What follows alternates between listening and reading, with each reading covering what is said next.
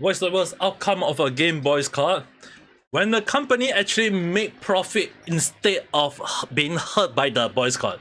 And hello there, how's your day? I'm Ame Gakita there. So in today's random chat, let's talk about the huge failure of the Mihoyo game boycott, which kind of like interesting that it actually happened for around 2 months, and yet still, if the boycott became so much worse, when you think about it, it's like I actually did a few random chat about it.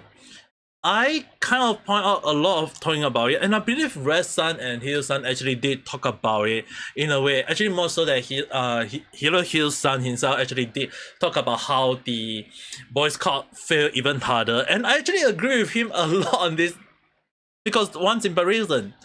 Not only do the so-called boycott actually kind of like feel badly, and I forgot to like his video. Yeah, it's actually kind of like when initially people keep playing the game, there is even more people noticing the game, and instead of like boycotting, like basically which means the word boycott, you just don't play the game, uninstall the game and move on with your life. They decided to say that I'm free to play, I'm still gonna play the game, so you boycott by playing the game, which basically kind of like beat the purpose of boycott. And I actually talk about this in a lot of random chat, and I will still say it again. There's no longer a boycott, that's just a protest, a freaking protest that is not going anywhere. And it's kind of ironic considering that when a lot of people are saying like, what's the point of boycott, they are not spending anything.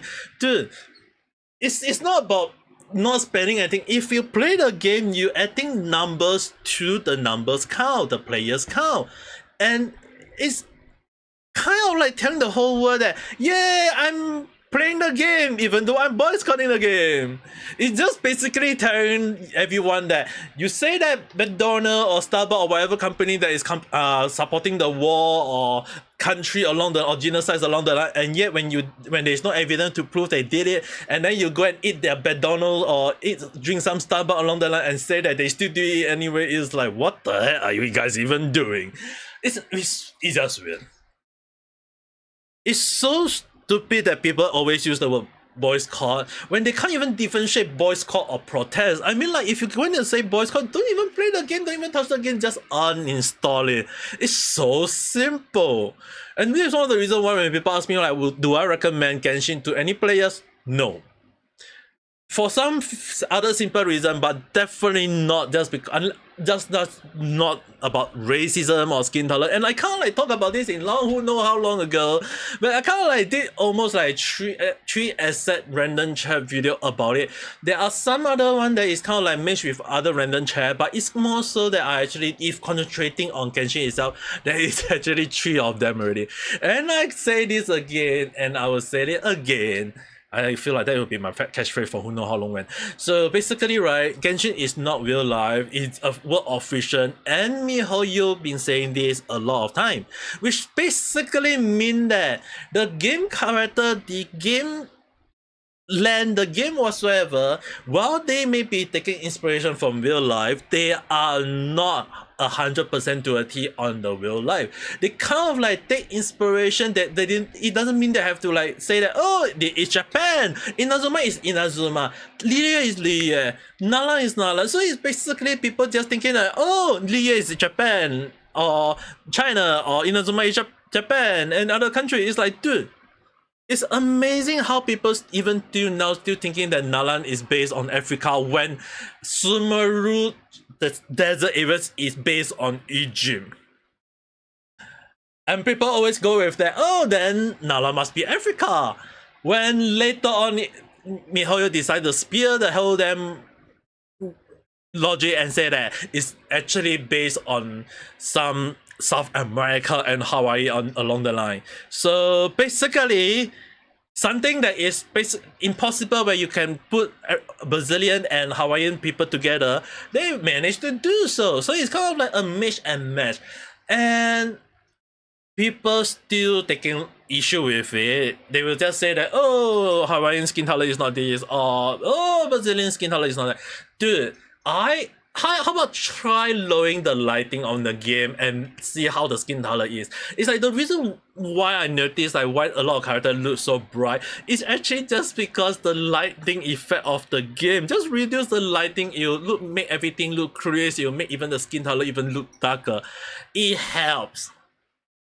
Just go to the setting, image, graphic, light, brightness, set all the way to 0. You'll notice the skin color is actually darker than you guys might think. So it's actually very funny that how people can't even do a simple thing on lighting and just think that, oh, the skin color must be this or the skin color is must be that. It's like, we've been through all this, and yet I feel like I still have to talk about it again and again and again, and you can just basically see my face. So it's the same thing where I'm just kind of like, oh, am I going to go about it? And yet when you think about it, like people say boycott by playing the game. You boycott because you don't pay for the game. Yeah. So I guess that when people boycott Star Wars Outlaw or Conquest, yeah, they're not paying for the game because the game is not for free. That's why there's no sales on it. How about let's set the game to free? I'm sure those people who boycott the game will play the game because it's free, isn't it? Well, because the game like Conquest and Star Wars Outlaw, the reason why they feel so bad is because we have to pay for the game. Real logic now? Wait till you see how people actually respond to that. So it's actually kind of like so stupid about this boycott can be, and when people actually kind of like highlight like why would they actually have a revenue increase? Like, dude, where did the player come from? Is the boycott should be happening? It should be hurting their sales along the line. Well, we've been through all this, and we'll talk again and again and again, and those so-called boycotter are not even from those major region who actually distribute to the players' count.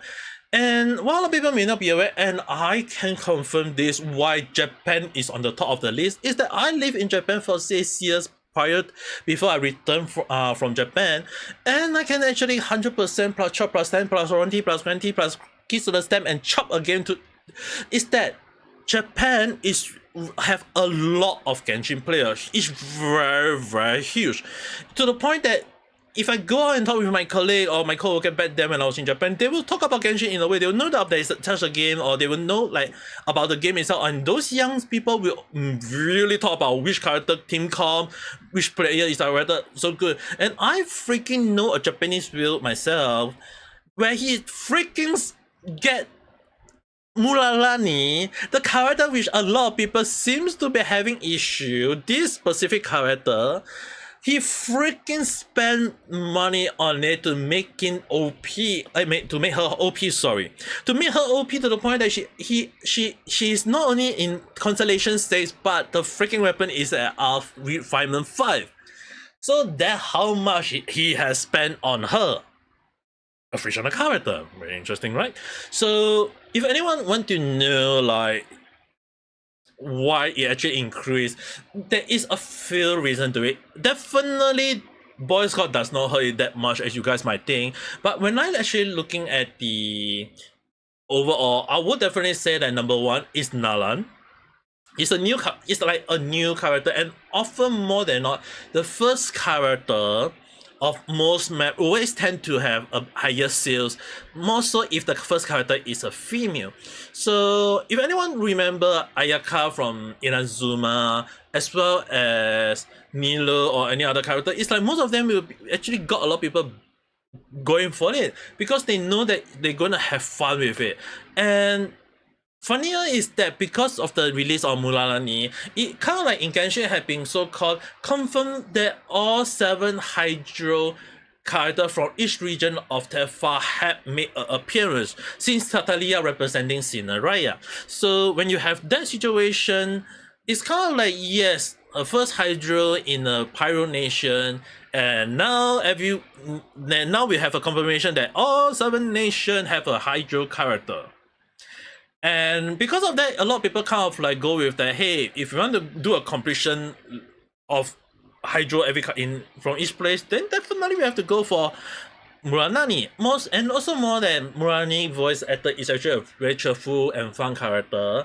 And I think for the Japanese people, they love cheerful and fun character, and that probably one of the reason why it actually get more sales, especially more on Japan. And a lot of people always say that there is not much player on Japan, or there is like they are just catering to Japan. Yes, Genshin Impact has always been huge in Japan. So if Japan decided to make noise about it, then it's gonna hurt them. Then that is when the boycott will succeed. But if Japan is not even caring about it, even if China do make noise, yeah, China is one of their so-called top 10.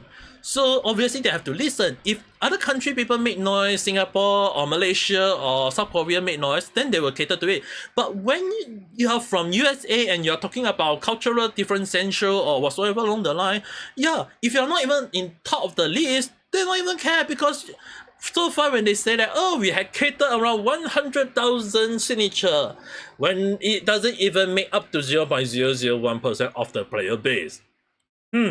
Interesting that where do those people come even from? And I talk about that to the point that it's just so ridiculous. But if you guys want to know and listen to what I say before about all the boycott and what's not, all these 3 videos will be in the link description below. So if you guys want to check it out, go and check that out. And do also check out Hero Hill's Sun video. I mean, like, he also talked a lot about Genshin failure, and I do agree that the boycott is just ridiculous.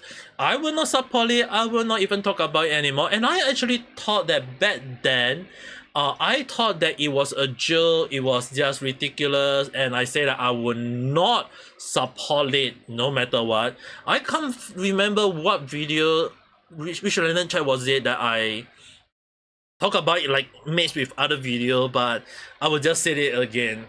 Boycott is a huge fail. It just the increase in revenue definitely hit them even harder, because that had an opposite effect. And obviously there will always be people making noise about odds, saying that, oh, I'm gonna boycott the game by playing the game.